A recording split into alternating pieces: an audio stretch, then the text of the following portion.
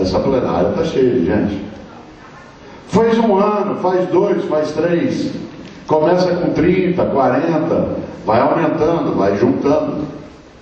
Há algo que é decisivo, e desculpe, Ângela, até me alongar na resposta, mas eu não queria perder a ocasião.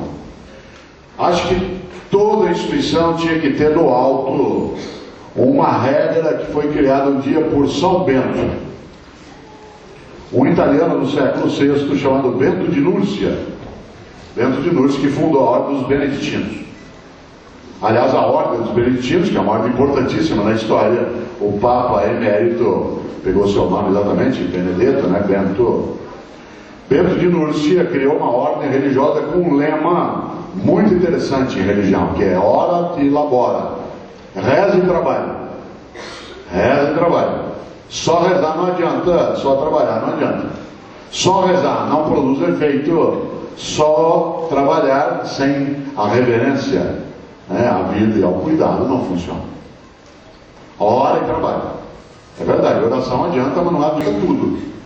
Afinal de contas, se a oração sozinha funcionasse, o carro do Papa não era blindado. Não é essa a questão. É ora e trabalha. E São Bento criou uma regra de funcionamento para os beneditinos.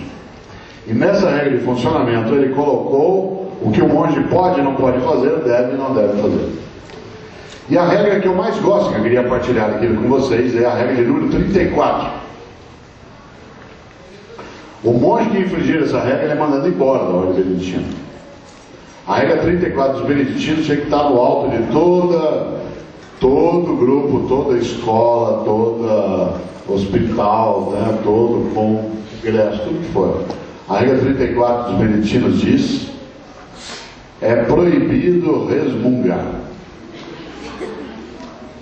É proibido resmungar.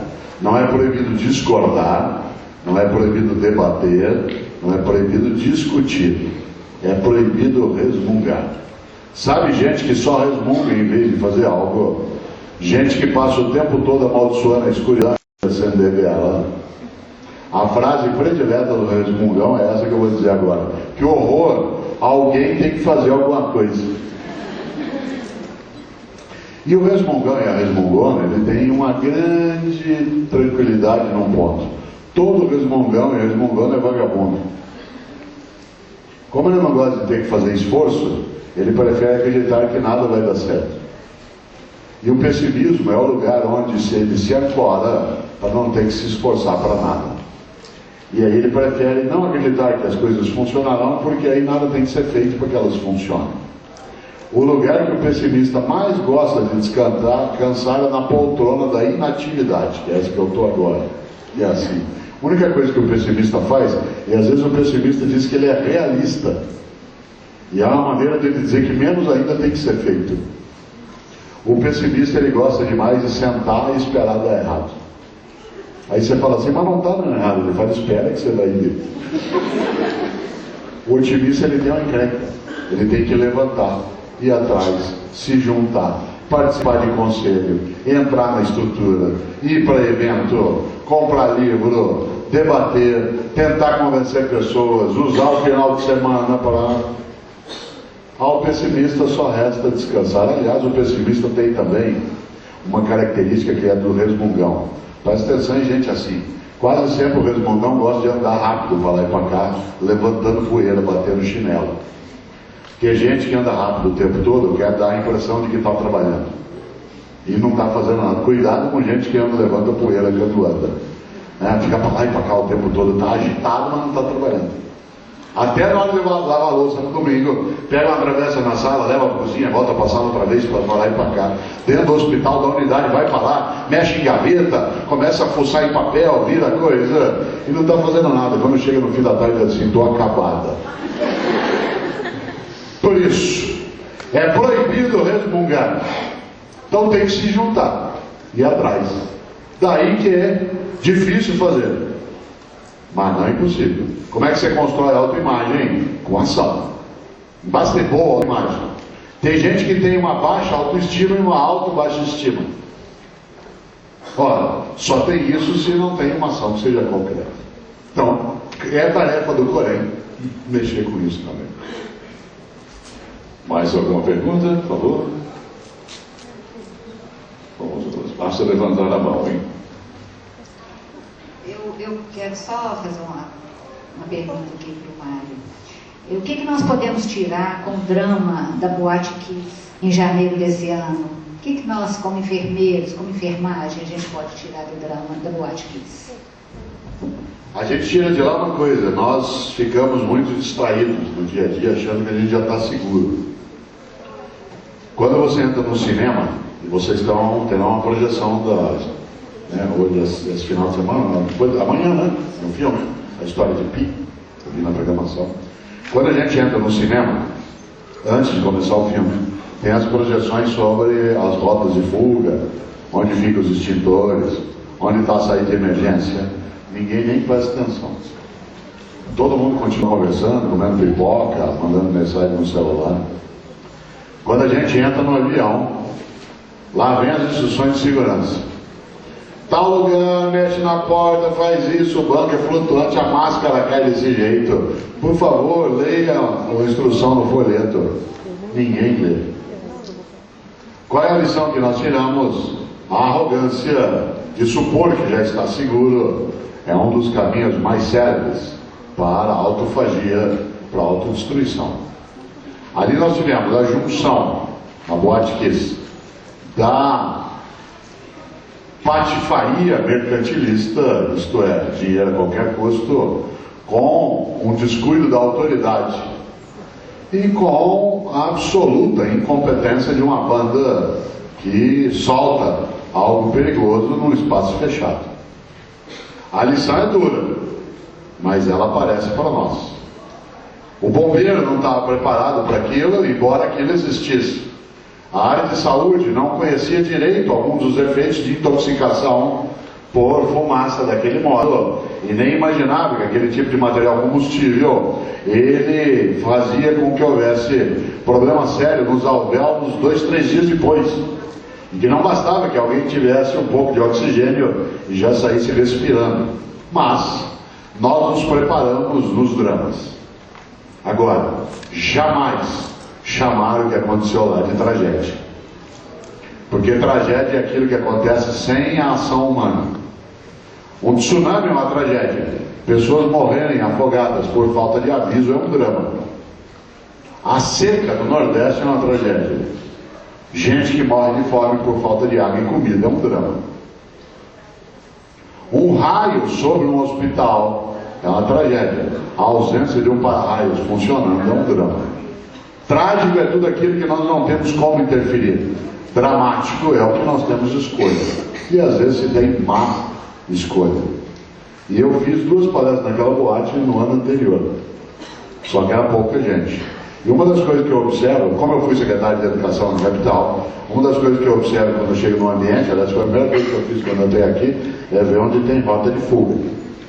Não para eu fugir, mas para saber se nós somos seguros ou não numa situação como essa. Tem lugar que não tem rota de fuga, é um perigo, isso é absoluta imprudência. Afinal, num incêndio é melhor ter ausência de corpo do que presença de espírito.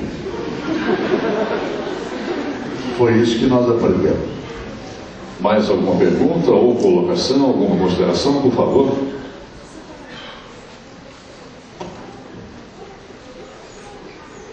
Há 15 anos eu exerço a enfermagem. Né? Se identifique, por favor. É Jair, meu nome, sou auxiliar de enfermagem. Há 15 anos eu exerço a enfermagem, trabalhei em trauma e em vários setores da área. Mas eu nunca me senti assim, sempre cuidei bem dos enfermos, mas pensando assim, de uma forma, eu nunca me vi, evoquei a feminilidade, né? a parte feminina.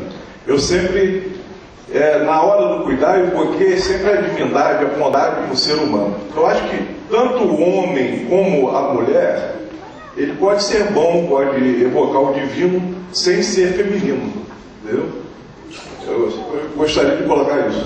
Eu disse, vou retomar, talvez não tenha sido claro, o feminino não é exclusividade das mulheres. As mulheres têm o feminino mais adensado. Muitos homens fazem do seu masculino uma forma de identidade com o feminino, que é a capacidade de cuidar sem desistir. Eu também, né, na minha atividade no dia a dia, quero cuidar, conectar com aquilo que é a sacralidade da vida e da dignidade alheia, mas para isso eu acho que o meu masculino, que é o masculino que eventualmente escapa da capacidade de cuidar e eventualmente pode ficar mais embrutecido, ele precisa ser controlado. Então, quando eu falo do masculino e do feminino, não estou falando de fato de ser menos masculino, mas de ser mais feminino, que deveria ser uma composição do próprio masculino. Se você observa, há muitos masculinos que são capazes disso que você dizia, de cuidar sem perder isso. E essa é uma característica feminina que não é só de mulheres. Eu usei o feminino aqui como sendo a expressão da capacidade da deusa Maia e do cuidado, né? Mas a tua consideração, ela é bastante adequada. Nós não conhecemos tanto sobre isso. Minha mãe gosta muito que eu conte para ela algumas piadas, e uma delas eu contei domingo. Como ela está com 84 anos, eu posso contar a mesma várias vezes, que nem sempre, né, ela recorda. Mas lembrando até o que você falou, ela conta que eu conto, fala assim, quando o menininho chega em casa da escola, fala assim, mãe, aliás, chega para o pai, não para a mãe, fala, pai, você sabia que na África muitos homens casam sem conhecer a mulher? O pai falou, aqui também. Mais alguém? Tenha vontade. Temos um tempo ainda para as perguntas. Professor, bom dia. Meu nome é Joyce, eu sou enfermeira. E pegando um pouco de tudo que foi falado, eu não sei se eu estou certa, mas essa atitude, igual a enfermeira Ângela disse, né, desse grupo de construção nos momentos de discussão, eu acho que isso vem um pouco até da educação infantil mesmo, que é antes até do obrigatório. Se eu falo para o meu filho não, mas não por quê? Não por quê? Então ele cresce com isso, e aí quando ele vai discutir com um superior, alguma nova conduta, alguma nova técnica, e aí o gestor vai falar não. E ele vai abaixar a cabeça, porque ele aprendeu desde pequeno que não é não.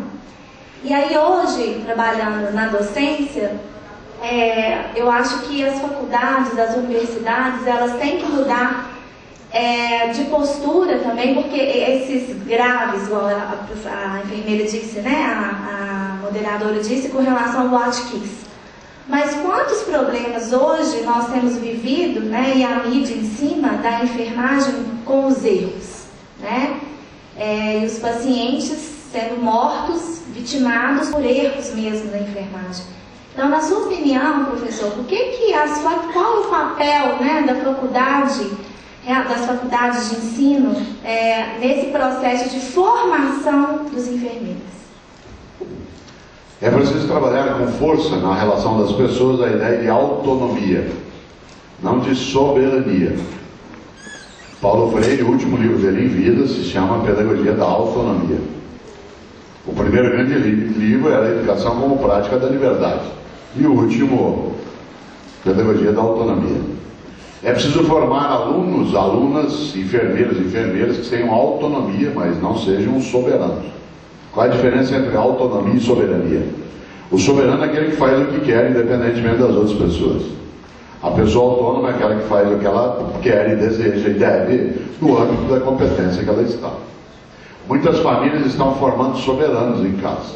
Exemplo, estava eu outro dia no aeroporto de Congonhas, em São Paulo, voltando de Belo Horizonte, e ao descer no saguão, fui pegar um carrinho de bagagem.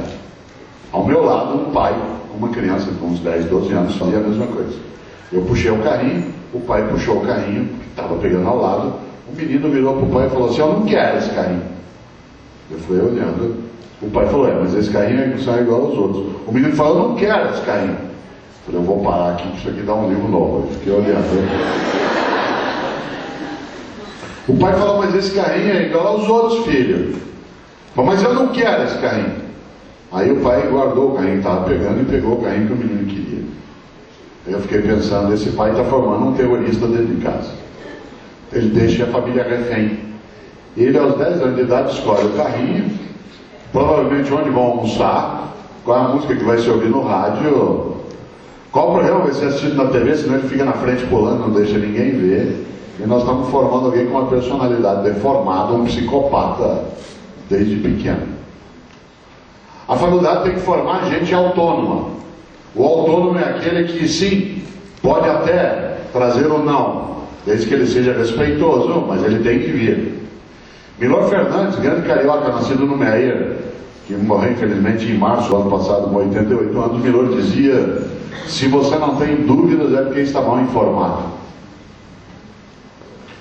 A escola colocou medo em nós sobre a dúvida. Quer ver um exemplo? Parecia que ter dúvida era feio. O professor de física está ensinando Isaac Newton e diz: atenção, classe, disse Isaac Newton, os corpos se atraem na razão direta das suas massas e na razão inversa do quadrado da distância entre elas. Alguma dúvida? Já classificava o estado de tensão. Imaginando que ter dúvida era feio. Ao contrário, é preciso criar a ocasião para que a discordância respeitosa e a dúvida venha à tona. Senão não se cria pessoas autônomas, só subservientes. Agora, isso tem a ver com família, e aí concluo. Há uma diferença, por exemplo, entre a mãe alemã e a mãe brasileira. A mãe alemã tenta, por conta até da educação mais antiga, gerar autonomia no filho. A mãe brasileira, ela apavora. Exemplo: minha filha Ana Carolina é casada com um alemão, ele está no Brasil há 5 anos. A mãe do Michael, que é o meu genro, se o Michael, quando o menino subisse num muro, o que diz a mãe alemã? Cuidado que você pode cair daí. Ela está alertando. O que diz a mãe brasileira? Você vai cair daí. Pronto. Parece a mesma coisa. Não é. Uma alerta, a outra joga uma praga em cima. A formação tem que ser para o alerta, nem para o assustar e calar, e nem para o momento do desespero. Última coisa dentro dessa última que eu disse que já era a última: cuidado para não infantilizar. Eu dizia antes do remedinho, a comidinha, o xixizinho. A palavra infante em latim significa aquele que não pode falar. Fan é falar. Por isso, infante é aquele que não pode falar. Seja porque é incapaz de falar, seja porque tiram dele a palavra. Quando você infantiliza alguém? Quando ele não pode dizer a si mesmo. E muitas vezes um profissional infantiliza outra pessoa, ou ela tem uma formação infantilizada, desde que ela tenha 20 anos de idade ou 30. Isto é, ela não consegue se colocar. A faculdade tem também essa tarefa. A autonomia, sem que isso seja soberania. Alguém mais tem uma perguntinha? Fique à vontade. Eu daria uma respostinha. Meu nome é Fabrícia, eu sou enfermeira. Onde você está? Aqui. Ah, tá aí. Tem uma luz na minha direção. Eu queria saber, é o seguinte, porque somos um número muito grande de profissionais no mundo, no Brasil inteiro. E mesmo assim, somos uma classe extremamente desunida e muito desvalorizada. Eu queria saber se isso tem a ver em relação ao gênero, porque também somos, como foi dito, maioria mulher. Aí eu queria saber se o gênero influencia nessa desunidade. Tem sim. Não é só, mas tem. Há uma grande filósofa daqui de Belo Horizonte chamada Terezinha Azeredo Rios. Ela atua em São Paulo. Aliás, eu e ela vamos lançar agora um livro que interessará a vocês. Um livro que se chama Vivemos Mais. Vivemos bem? Vivemos mais, vivemos bem. Vai sair pela editora Papiros agora no mês de junho. E a Terezinha Rios, ela diz algo. Ela tem um livro sobre ética e competência, em que ela analisa o lugar da mulher dentro da educação. A educação, por também ser uma questão do gênero feminino, em grande medida, você tem um nível de desorganização que é maior. Por quê? Porque mulheres foram criadas de forma mais subserviente dentro da nossa sociedade. Durante muito tempo, mulheres foram sempre pessoas jurídicas. Isto é, enquanto você é solteiro, você tem o sobrenome do pai, casou, você tem o sobrenome do marido, você nunca é você. Aliás, a Terezinha usa um lema num livro dela que é muito interessante. Uma frase que diz o seguinte: quando uma mulher vai andando na rua, se diz lá vai uma mulher sozinha. Quando duas mulheres juntas vão andando na rua, se diz lá vão duas mulheres sozinhas. Quando três mulheres vão andando juntas na rua, se diz lá vão três mulheres sozinhas. Quantas mulheres juntas serão necessárias para não se dizer que elas estão sozinhas? Mas há uma segunda razão dentro disso. A docência, tal como a enfermagem, é um trabalho mais isolado. Se você cuida de alguém numa casa, você pouco se encontra com outras pessoas. Diferentemente do banco, diferentemente da fábrica, diferentemente de lugares onde você tem uma convivência maior. Você no hospital está até com mais gente, mas você tem o tempo todo, durante as suas horas, que está num movimento mais, e você tem plantões, e você tem momentos de alternância, isto é, a possibilidade do encontro é menor. É diferente de um turno numa fábrica, em que as pessoas ficam as horas todas juntas, lado a lado. E vocês trabalham mais compartimentados, por exemplo, nos andares, nos setores, num lugar onde não se pode conversar, onde a conversa é meio em silêncio. Então tudo isso marca, daí a necessidade do Corém ter de fazer um esforço maior pela natureza da própria atividade. E te dou uma última respostinha. A área de educação durante muitos anos teve dificuldade em fazer assembleias de professores na República, porque essas assembleias eram marcadas aos sábados. E aí não ia ninguém. Por quê? Porque sábado a professora tinha que fazer compra, cuidar de menino, o marido não deixava. Onde você vai? Uma assembleia. Mas gente, isso é política, não vai não. Quando que os sindicatos começaram a fortalecer? Quando eles começaram a fazer a assembleia no horário de atividade. Ela já está lá, ela já saiu, isto é, tem que respeitar a especificidade. E a enfermagem tem também essa condição, daí que o esforço tem que ser dobrado. Mais uma vez, por favor. Bom dia, me chamo Rafael, trabalho na assessoria jurídica do Corém. Professor, nós sabemos que uma das características master da enfermagem é o cuidado. Dessa forma, o senhor mencionou a questão do erro honesto e a questão da ética.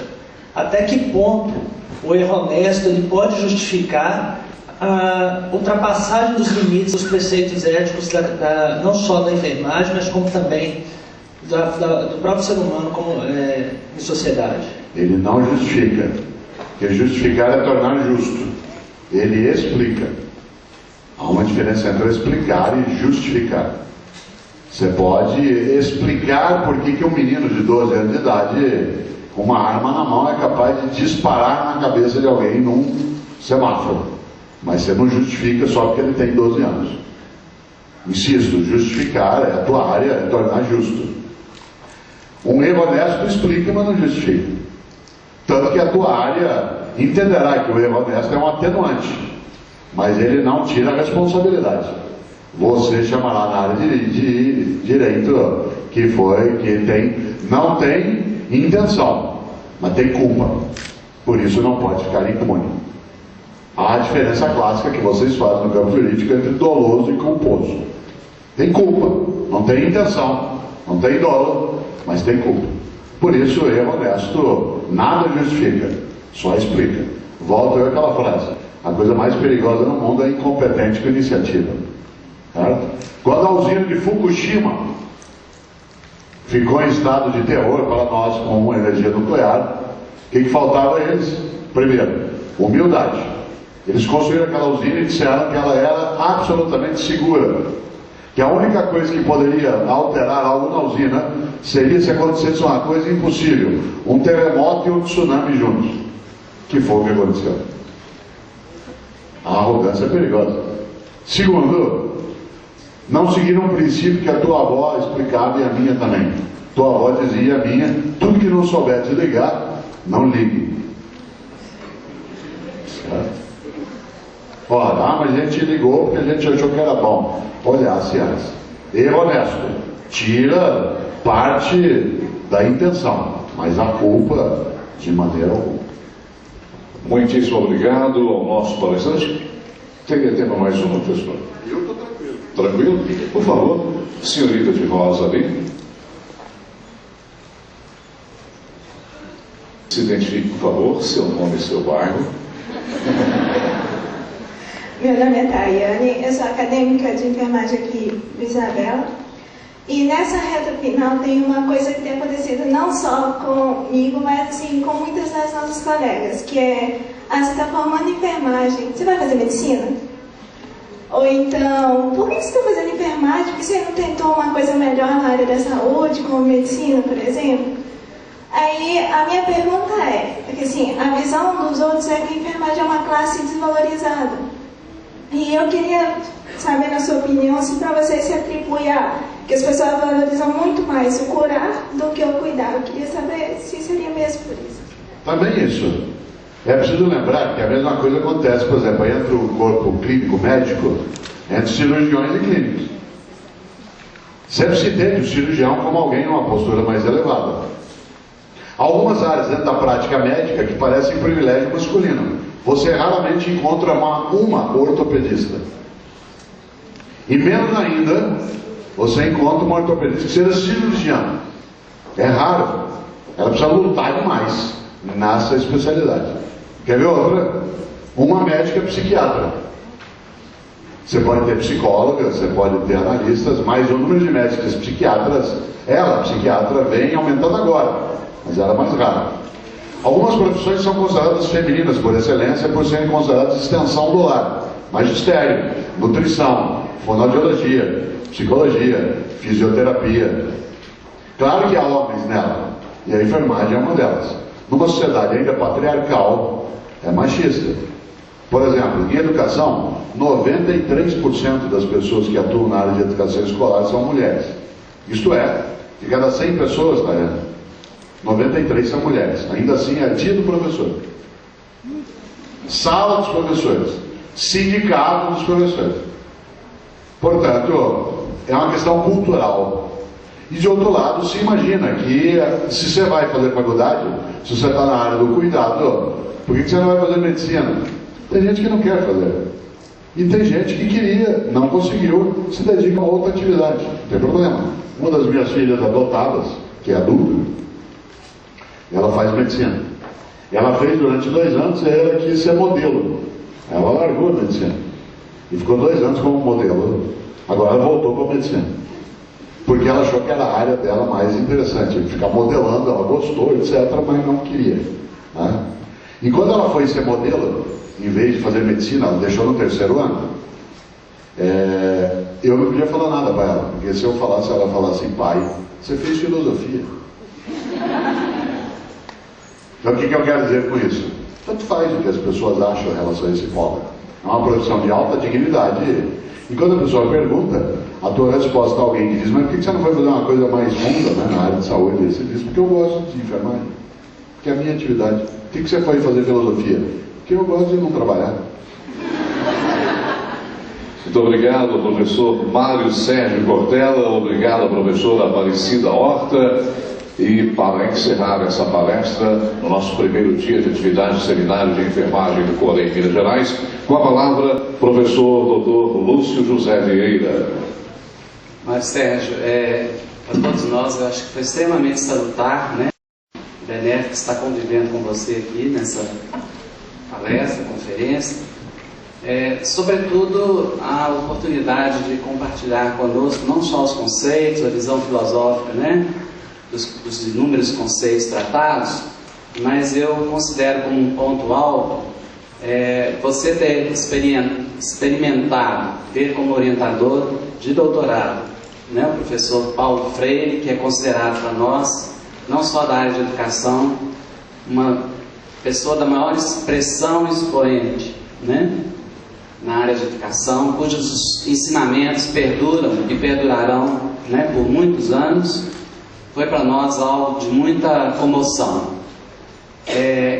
Queria dizer para a plateia que existem várias entrevistas, né, do professor Mário Sérgio na internet, no YouTube.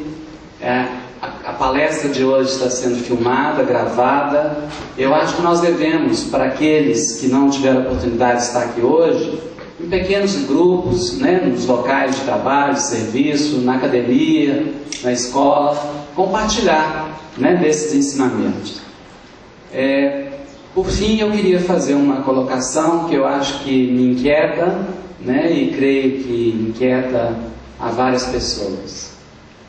O Ministério da Saúde do nosso país, o Ministério da Educação, tem tido uma iniciativa da maior grandeza, da qual inclusive eu me sinto partícipe dela, que são as residências multiprofissionais, que estão sendo desenvolvidas nos hospitais de ensino e nos hospitais universitários do país. Tem sido para mim uma experiência muito gratificante. Eu convivo com 7 categorias profissionais da área de saúde diuturnamente.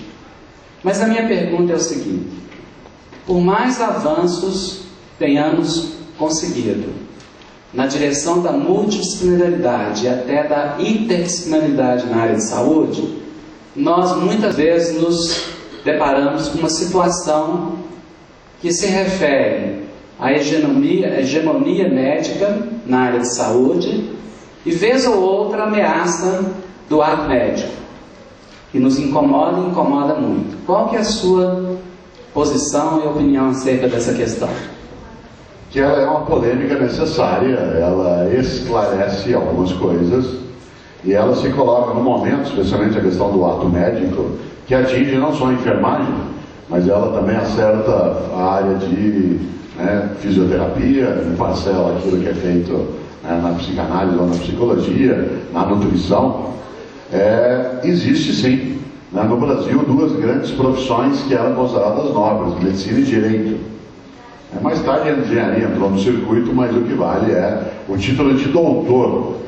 Você e eu somos doutores de formação de doutorado, mas a expressão doutor é usada até para quem não é, inclusive na área de medicina. Doutor usa até o rapaz que lava carro aqui na Gonçalves Dias. Fala assim: doutor, quer dar uma limpada no carro? Então, uma sociedade bacharelesca, ela tem essa condição. Por outro lado, a polêmica é boa demais. Guimarães Rosa, que era médico, Guimarães Rosa dizia: não convém fazer escândalo de começo, só aos poucos que o escuro é claro. Não convém fazer escândalo de começo, só aos poucos que o escuro é claro. E esse debate vai ter que acontecer entre os conselhos, vai ter que acontecer dentro da ABM, vai ter que acontecer dentro do CRF, do CRP, do Corém Federal, tudo que você tiver. Por quê? Porque tem que ser feito, como sendo algo que não seja privativo. Agora, a medicina ela é historicamente uma área que se colocou em vários momentos como sendo um campo com o nariz mais marcado pela soberba. Agora é que se consegue entender algo que é diferente, e quem vem produzindo um efeito nessa área, por que pareça, Lúcia, é a internet. Porque agora eu, paciente, não sou tão leigo mais. Eu posso dar uma googada.